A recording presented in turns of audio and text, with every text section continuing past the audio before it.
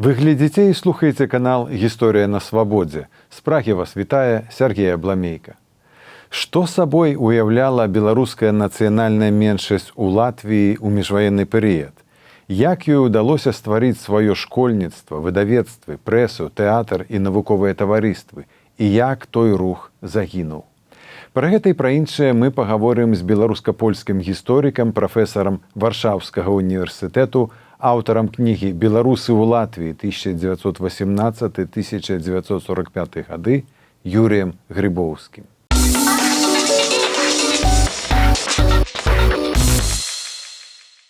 Добры дзень, Юрый. Добрый дзень, вітаю вас.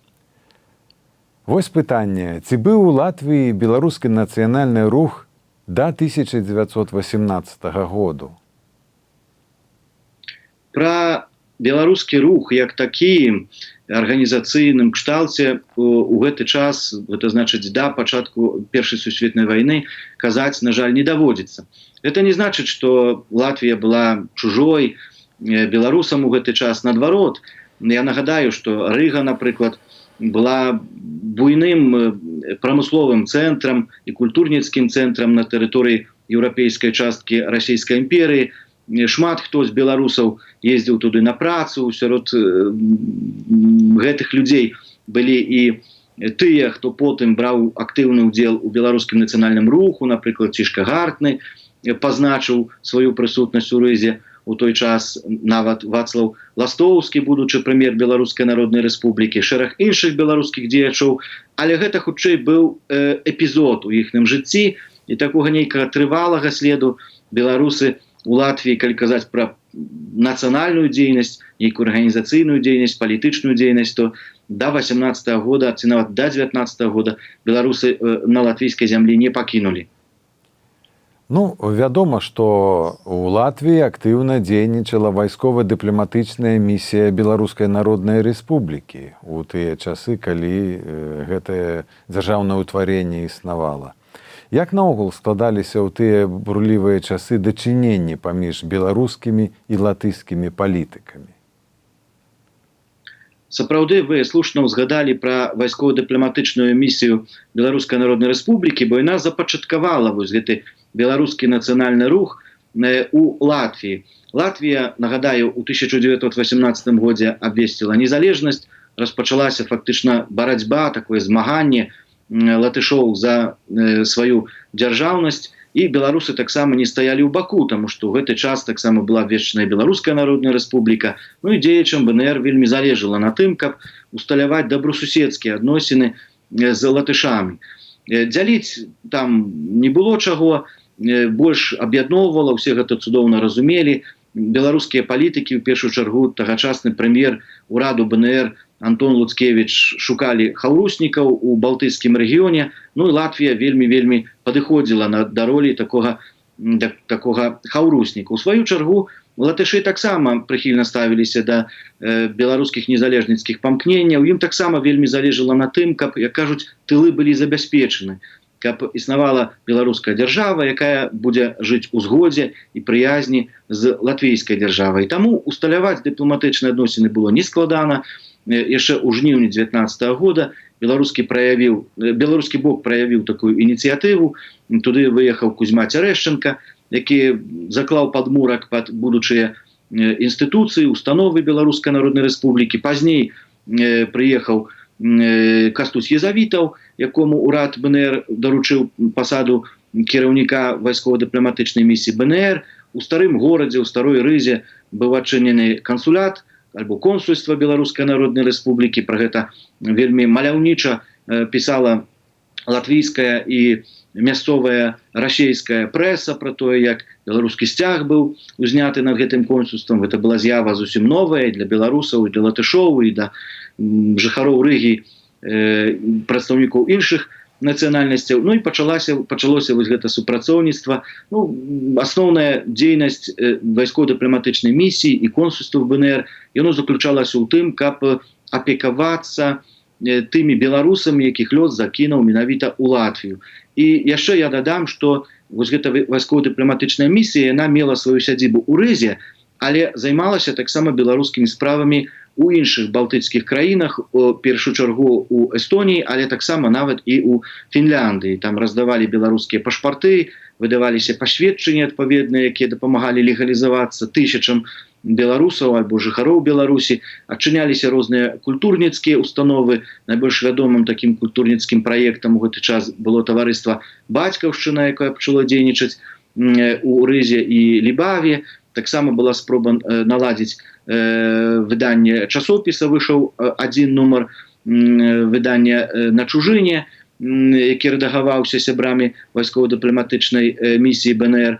Вяліся перамовы пра будучыню, пра будучае супрацоўніцтва як у вайсковай сферы, так і ў гаспадарчай сферы. Ну, але паколькі усе намаганні беларускіх дзеячаў, каб здабыць незалежнасць у выглядзе Беларускай Народнай Рэспублікі, скончыліся паразай у той час, то гэта місія мусіла спыніць сваё існаванне, і не толькі місія, таксама консульства, усе палітычна-дыпламатычныя прадстаўніцтвы Беларускай Народнай Рэспублікі спынілі сваё існаванне. На мяжы так 20 і 21 гадоў латышы былі вымушаны прымусіць беларусаў згарнуць сваю працу. Чаму? Таму што яшчэ ў жніўні 20 года быў падпісаны дагавор, такое мірнае пагадненне паміж незалежнай Латвіяй і савецкай Беларусю, і латышскі бок браў на сябе абавязак ліквідаваць усе антысавецкія структуры, а БНР якраз таки можна было лічыць за антысавецкую структуру, якая дзейнічала на тэрыторыі гэтай краіны. Яшчэ ў мяне да вас такое, нельга назваць незапланаванае, але далікатнае пытанне. У тыя часы тыя новапаўсталыя дзяржавы малявалі мапы, і там былі перасячэнні, такі патэнцыял для будучых тэрытарыяльных спрэчак. Так вот, украінцы ўключалі ў свой склад Гомельшчыну, Рэчыцу, дэлегаты адтуль ездзілі ў Менск, скардзіліся. Недавно беларускі гісторык Дзяніс Лісейчыкаў апублікаваў гістарычную мапу усходніх хрысціянскіх парафій на тэрыторыі Беларусі, праваслаўных, а пасля грэка-каталіцкіх. Там на Дзвіншчыне вельмі шмат гэтых усходніх парафій. Не было ніякага намёку на спрэчкі нейкія з латышамі ў Езавітава? Безумоўна, не магло не быць палітычных разыходжанняў. Я сказаў, што беларускія і латвійскія палітыкі разглядалі сябе ў якасці хаўруснікаў, але гэта не значыць, што не было нейкіх спрэчных момантаў. І вось адным з іх гэта была менавіта мяжа, будучая мяжа паміж Беларускай Народнай Рэспублікай і Латвійскай Рэспублікай. Дзеля таго, каб вырашыць усе спрэчнасці, усе такія спрэчныя моманты, справы, была створана нават такая камісія па справах вызначэння гэтай мяжы. У склад гэтай камісіі увайшоў Езавіту, увайшлі прадстаўнікі іншыя дзеячы Беларускай Народнай Рэспублікі, ну і таксама урадавыя прадстаўнікі ўрадавых колаў Латвіі. Але трэба сказаць, што далей за дэкларацыі і падрыхтоўку нейкіх такіх уступных дакументаў справа з дзейнасцю гэтай камісіі не пайшла. Чаму? Таму што латышы цудоўна разумелі, што Беларусь змагаецца яшчэ за сваю незалежнасць, БНР яшчэ не адбылася як дзяржава, невядома, што будзе. Ну, уявіце сабе, 20-й год, гэты фронт прасоўваўся з усходу на захад, Беларусь з'яўлялася фактычна такой арэнай баявых дзеянняў паміж Польшчай з аднаго боку і савецкай Беларусю, савецкай Расіяй, даруйце, з другога боку. Таму уся гэта вось палітычная нявызначанасць, яна паўплывала на латвійска-беларускія перамовы адносна мяжы. Латышы не спяшаліся тут з беларусамі гэта пытанне абмяркоўваць. Езавітаў некалькі разоў рабіў спробы дамагчыся ад латвійскага боку згоды на адкрыццё прадстаўніцтва ў БНР, напрыклад, на Дзвіншчыне альбо Люценшчыне. Гэта вось на тэрыторыі Латгаліі, пра гаворка, пра якую тут ідзе. Ну, але улады ў Рызе на гэта дазволу не далі, паколькі, як я сказаў, усё яшчэ было невызначанае і ніхто не спяшаўся тут забягаць наперад. Ну, вось тыя падзеі скончыліся. Адбылася Версальская мірная канферэнцыя, Рыйская мірная дамова. І от пасля прыблізна 1921 году пачалося мірнае жыццё. Што сабой уяўляла беларуская нацыянальная меншасць у Латвіі? Колькасна, якасна, геаграфічна? Як там было з ідэнтычнасцю? Паводле сваёй гісторыі латвійскіх беларусаў у міжваенны час можна падзяліць на дзве такія асноўныя групы. Першая гэта тыя, хто прыехаў у Латвію, прыехаў недзе так напрыканцы 19 стагоддзя, нават на пачатку 20 стагоддзя. Гэта былі работнікі, людзі, якія пераважна жыхары Віцебшчыны, Полаччыны, так якім было вельмі блізка да Латвіі. А я нагадаю, што частка Латвіі да Першай сусветнай вайны знаходзілася ў межах нават Віцебскай губерніі, што аблегчвала вось гэту унутраную міграцыю працоўную.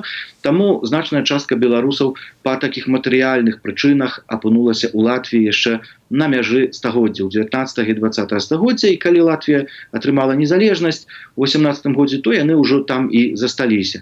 Таксама былі настаўнікі, якіх службова скіравалі у Латвію, так бы мовіць, па размеркаванню, і так яны засталіся ўжо ў гэтай Латвіі назаўсёды. А вось другую групу беларусаў у Латвіі складалі аўтахтоннасць, складала карэннае насельніцтва Латвіі, якія ніадкуль не прыязджалі, нікуды не з'язджалі. Гэта былі жыхары паўночна-ўсходняй Латвіі, Латгаліі, адной з гэтых гістарычных правінцый. Беларускамоўная супольнасць, пераважна сялянская супольнасць, яна складалася ў асноўным з сялян, мела выразна мясцовы латгальскі ці латышскі радавод. Гэта былі нашчадкі тых латгалаў, тых латышоў, якія на працягу гісторыі, так бы мовіць, асіміляваліся, славянізаваліся, у моўным сэнсе беларусізаваліся. Але іх нацыянальная ідэнтычнасць яшчэ на той час, вось калі мы кажам, 20-30 гады, знаходзілася яшчэ ў стадыі фармавання, аб чым сведчаць яскрава вынікі усеагульных перапісаў насельніцтва. Раз на 5 гадоў у Латвіі адбываліся перапісы насельніцтва. Дык вось у 20-м годзе было налічана ажно 75 тысяч беларусаў, а ў 35-м годзе, гэта літаральна праз 15 гадоў пазней, правда, ужо толькі 26 тысяч. Пры гэтым не было ніякай міграцыі, не было ніякай смяротнасці, ніякіх эпідэмій, якія мелі ўплыў на колькасны склад. Проста тыя самыя людзі пад уплывам розных чыннікаў, палітычных чыннікаў, у першую чаргу, але таксама сацыяльных, дэкларавалі рознае нацыянальнае паходжанне. Раз яны лічылі сябе беларусамі, альбо іх запісвалі беларусамі, як гэта адбылося ў 20-м годзе.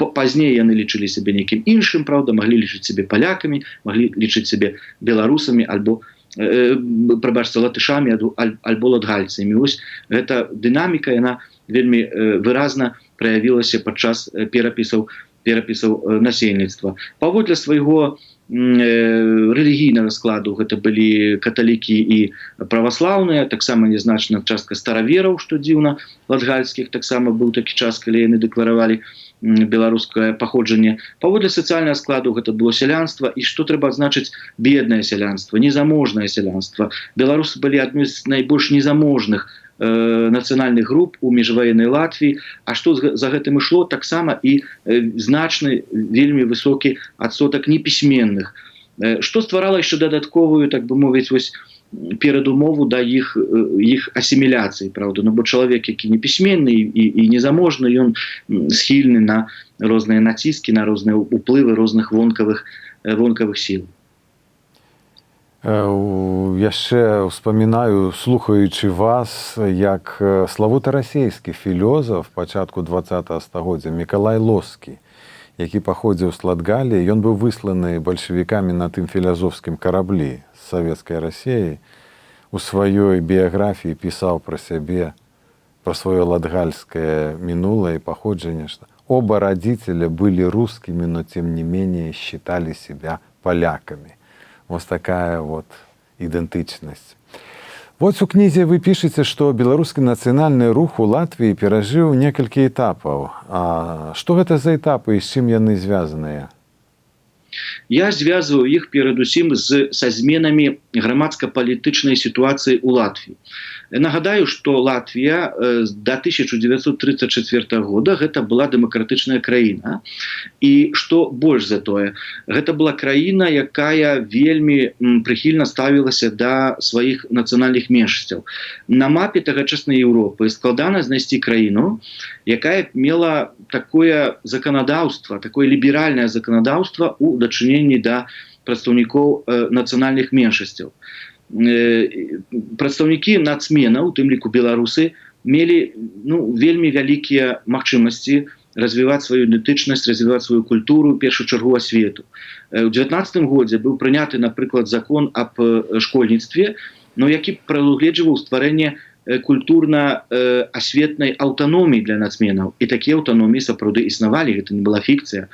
Існавала аўтаномія, напрыклад, нямецкая, габрэйская, расейская, польская, нават літоўская, нягледзячы на тое, што літоўцаў было адносна няшмат, і у тым ліку і беларуская, якая была створана ў 1921 годзе, тады менавіта ў складзе Міністэрства асветы Латвіі быў запачаткаваны беларускі школьны аддзел, які займаўся стварэннем і наглядам за дзейнасцю беларускіх школ, пачатковых школ, якіх было створана ў той час больш як 50, і таксама сярэдніх школ, гэтак званых гімназій, якіх у Латвіі можна было налічыць ажно 4. Найбольш вядомая з іх была гімназія ў Дзвінску, у Даўгаўпілсе. Вось гэты перыяд парламенцкай дэмакратыі, гэта быў перыяд уздыму беларускага нацыянальнага руху, беларускай аўтаноміі, культурнай нацыянальнай аўтаноміі ў межах латвійскай дзяржавы. Гэты перыяд характарызаваўся значнай падтрымкай з боку латвійскай дзяржавы па двух прычынах. Па-першае, як я сказаў, сама па сабе дзяржава была вельмі дэмакратычная і мела вельмі ліберальнае заканадаўства, на што мелі ўплыў прадстаўнікі тагачаснай палітычнай эліты, безумоўна. А была яшчэ адна прычына, па якой беларускі рух мог разлічваць на адносную дапамогу, прыхільнасць з боку латвійскай дзяржавы. Рэч у тым, што беларусы мясцовыя, беларускія дзеячы мясцовыя знаходзіліся ў стане канфлікту з расейскімі і польскімі нацыянальнымі дзеячамі, а расійскія і польскія рухі разглядаліся з пункту гледжання латвійскай дзяржавы як рухі трохі небяспечныя, якія могуць несці патэнцыйную небяспеку для тэрытарыяльнай цэласнасці краіны ў будучыню. Таму латышы хацелі мець дачыненне з беларусамі, разглядалі беларускі рух мясцовы як своеасаблівую супрацьвагу для мясцовых польскіх і расійскіх арганізацыяў. Дзякуючы беларусам можна было неяк запавольваць, стрымліваць, кантраляваць гэтыя рухі. Яны, беларусы, у сваю чаргу, вялікай пагрозы ў іх не бачылі. Быў, праўда, адзін такі эпізод непрыемны, які звязаны з так званым беларускім працэсам. У 24 годзе фактычна ўсе кіраўнікі гэтага беларускага руху ў Латвіі былі абвінавачаны ў сепаратызме, яны апынуліся на лаве падсудных. Фактычна год доўжылася следства, але суд скончыўся апраўдальным прысудам, таму нічога там такога вялікага не адбылося.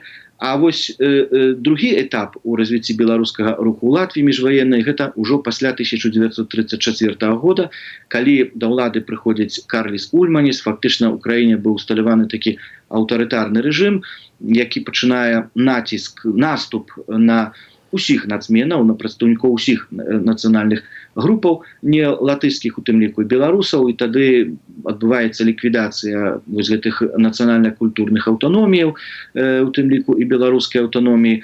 Што за гэтым ідзе? Ліквідацыя школ, ліквідацыя гімназій, дэлегалізацыя арганізацыяў грамадска-палітычнага альбо проста культурніцкага характару пад выглядам, што яны займаюцца палітыкай. Вось, і гэта сапраўды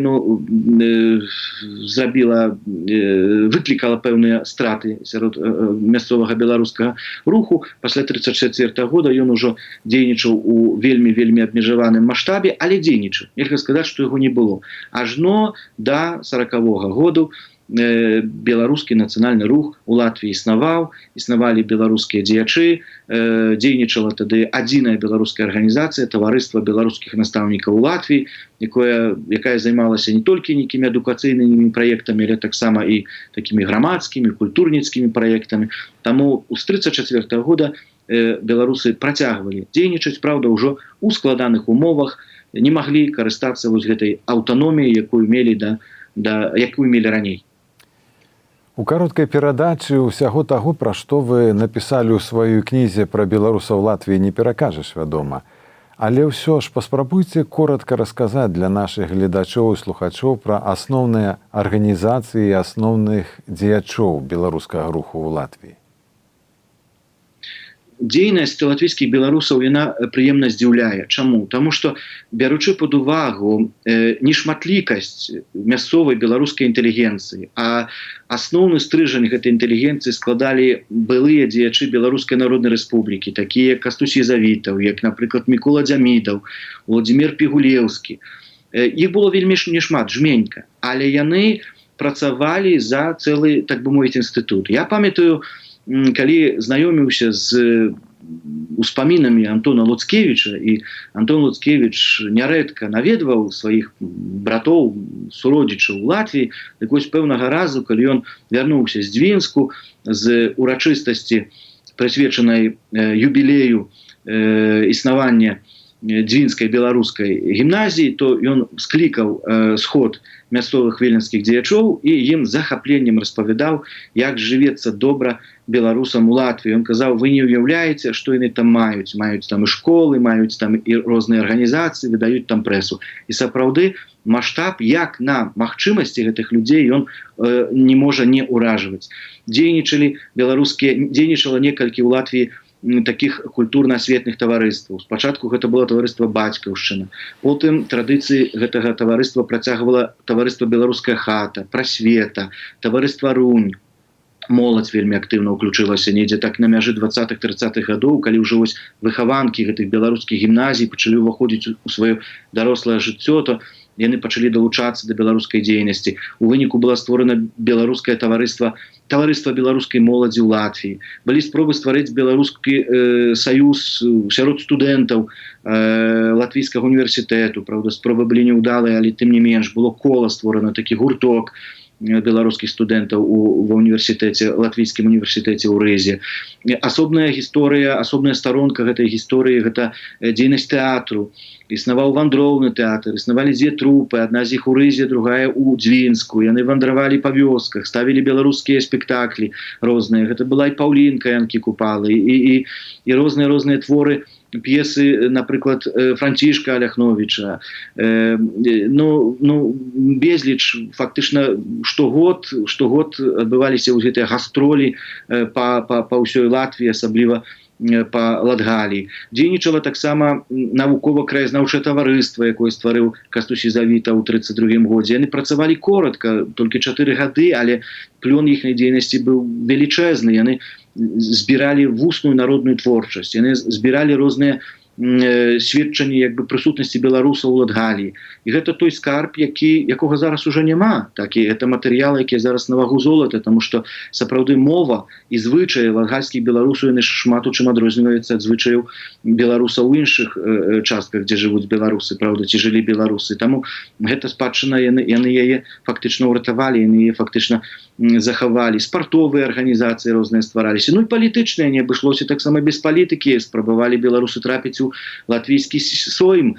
Першы раз у 22 годзе, двойчы стваралі беларускі выбарчы камітэт, праўда, няўдала, але ў 28 годзе ўдалося ўсё ж такі трапіць аднаму беларусу ў латвійскі Сойм. Чаму? Таму што беларусы памянялі тактыку. Раней яны выступалі як беларускі камітэт, самастойная сіла, а пачынаючы з 28 года пачалі проста шукаць хаўруснікаў сярод агульна-латвійскіх партыяў. Ну і тут было супрацоўніцтва асабліва вельмі актыўнае з латвійскімі сацыял-дэмакратамі, якія стварылі секцыю. Існавала беларуская секцыя ў складзе латвійскай сацыял-дэмакратычнай працоўнай партыі, такую назву яна насіла. І вось менавіта адзін з кандыдатаў, актыўных сяброў, заснавальнікаў гэтай секцыі беларускай сацыял-дэмакратычнай трапіў у 28 годзе ў парламент. Гэта быў Владзімір Пігулеўскі, які 3 гады бараніў інтарэсаў сваёй партыі, але таксама бараняў інтарэсы і беларускай меншасці. Да гэтага б я яшчэ дадаў вядаў толькі кнігавыдавецкую дзейнасць, гэта выданне падручнікаў на патрэбы мясцовых беларускіх школ, гэта нейкую літаратуру грамадска-палітычнага характару, гэта таксама выданне газет, уходзіла больш як 10 розных перыёдыкаў. Праўда, большасць з іх мела вельмі кароткачасовы час жыцця, бо не хапала грошай. Самая галоўная перашкода гэта была галеча, гэта была адсутнасць грошай. Асноўнай крыніцай падтрымкі была дзяржаўная датацыя. Яшчэ былі спробы атрымаць грошы з-за мяжы ад амерыканскіх беларусаў. Езавітаў шукаў грошы на ўсходзе, у савецкай Беларусі. Савецкая Беларусь таксама фінансавала розныя праекты, але, безумоўна, не рабіла гэтага задарма, патрабавала ўзамен нечага іншага. І гэта якраз такі адмоўна адбівалася на мясцовым беларускім жыцці, паколькі ўводзіла закалот у яго асяроддзе. Не ўсім падабалася стаўка Езавітава на савецкую Беларусь. Вы ўжо часткова сказалі пра гэта, але я ўсё ж спытаюся, як беларусам жылося пасля 1934 году, калі ў Латвіі ўзнік аўтарытарны рэжым? Школы, якія існавалі да 1934 года, яны спынілі сваё існаванне. Таксама быў расфармаваны беларускі школьны аддзел у складзе міністэрства асветы. Фактычна, калі казаць пра сярэднія школы, то найдаўжэй існавалі гімназіі ў Рызе і ў Дзвінску, але яны таксама з цягам часу былі ліквідаваныя. Напрыклад, у Дзвінску гэта гімназія беларуская была аб'яднана з расейскай мясцовай і польскай гімназіяй, створаны толькі адзін беларускі клас, які нейкі час праіснаваў. Лепш выглядала сітуацыя з пачатковай асветай, пачатковым школьніцтвам. У Рызе ажно да 40-го году праіснавала адна беларуская пачатковая школа, яна мела вялікія традыцыі, існавала яшчэ з 20, калі не памыляюся, 4-го ці 25-го года у латвійскай сталіцы. Таму уся гэта дзейнасць, актыўнасць, якая беларуская адбывалася пасля 1934 года, яна гуртавалася вакол школьніцтва, вакол школы. Вось гэтай рыжскай школы, нейкі час вакол Дзвінскай гімназіі, пакуль яна існавала. А адзінай легальнай арганізацыяй, якая дзейнічала, было таварыства беларускіх настаўнікаў у Латвіі, а кіраваў гэтым таварыствам вядомы на той час беларускі дзеяч і педагог, таксама ён быў настаўнікам, Мікола Дзямідаў. Чаму менавіта гэта арганізацыя існавала, чаму усе астатнія былі забароненыя пад выглядам нейкай антыдзяржаўнай дзейнасці, а гэта існавала? Вось дзякуючы Дзямідаву, таму што, як аказваецца, Дзямідаў быў звязаны з палітычным дэпартаментам паліцыі, і ён дапамагаў гэтай паліцыі інфільтраваць, так бы мовіць, беларускую мясцовую інтэлігенцыю. Відаць, гэта было асноўнай прычынай, чаму эта арганізацыя дзейнічала. Адбываліся ўрачыстасці, адбываліся розныя імпрэзы культурніцкія, напрыклад, тэж спектаклі, але ўжо не ў тым памеры, як гэта было раней. На кожную, каб правесці кожнае мерапрыемства, трэба было мець адмысловы дазвол. Таму абставіны былі значна горшымі, але чым раней, але нельга сказаць, што беларусы не мелі ніякіх магчымасцяў. Нядолей беларусаў было тое, што яны не мелі ўласнай дзяржавы.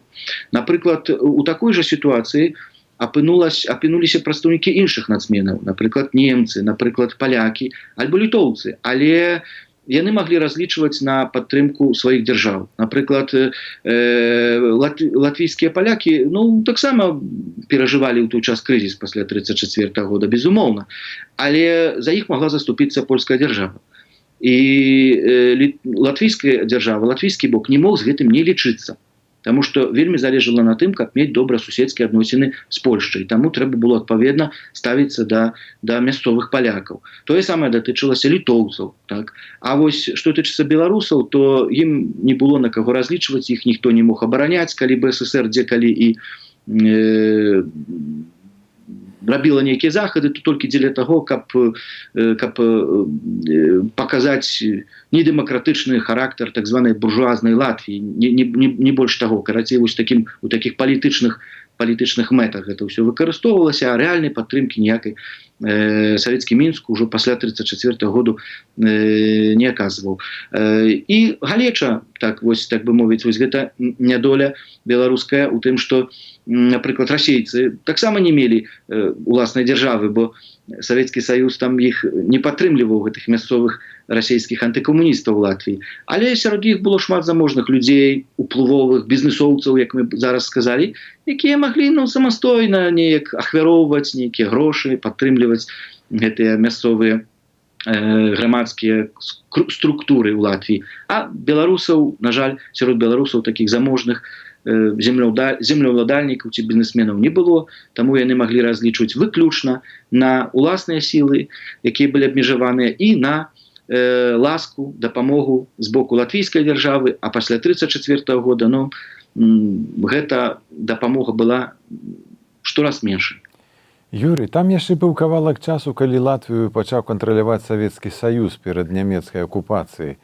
Вельмі коротка, што там адбывалася з беларусамі і асноўнымі дзеячамі? Мы ведаем, што пасля інкарпорацыі Латвіі з СССР улетку 40-го года Латвія зазнала палітычнага пераследу. Адбываліся дэпартацыі, адбываліся сталінскія рэпрэсіі. Яны закранулі ўсе слаі грамадства, закранулі прадстаўнікоў усіх нацыянальных групаў, у тым ліку беларусаў. Але, як слушна зазначаюць тут і латвійскія даследчыкі, і замежныя гісторыкі, беларуская меншасць у найменшай ступені была пакрыўджана, так бы мовіць, у гэты час. Чаму? Таму што вастрыё гэтых савецкіх сталінскіх рэпрэсій было скіравана супраць класава, як тады казалі, варожых элементаў. А сярод беларусаў, якія складаліся пераважна з сялянства, гэтых класава варожых элементаў амаль не было. Таму асобныя дзеячы трапілі пад сякеру палітычных рэпрэсій, напрыклад, той жа Мікола Дзямідаў, які быў шчыльна звязаны з латвійскай дзяржавай, асабліва па апошнія гады яе існавання, яны трапілі. Але большасць то не. Напрыклад, той жа Езавітаў, адзін з кіраўнікоў і стваральнікаў, пачынальнікаў беларускага руху Латвіі, ён у гэты час наадварот яшчэ атрымаў нейкія дадатковыя прывілеі. Савецкая дзяржава ўвогуле праводзіла такую палітыку, каб паказаць, што калісьці было кепска, Ульманіс гэтых усіх нелатышоў пераследаваў, а мы зараз, маўляў, дапаможам. І былі такія дэкларацыі розныя, што дазволім ствараць беларускія школы, нікога не будзем прыціскаць, але гэта была толькі прапаганда, і за гэтымі дзеяннямі ніякім чынам, за гэтымі, даруйце, дэкларацыямі не ішлі нейкія канкрэтныя чыны. Дзякуй, Юрый, за гутарку. Вялікі дзякую.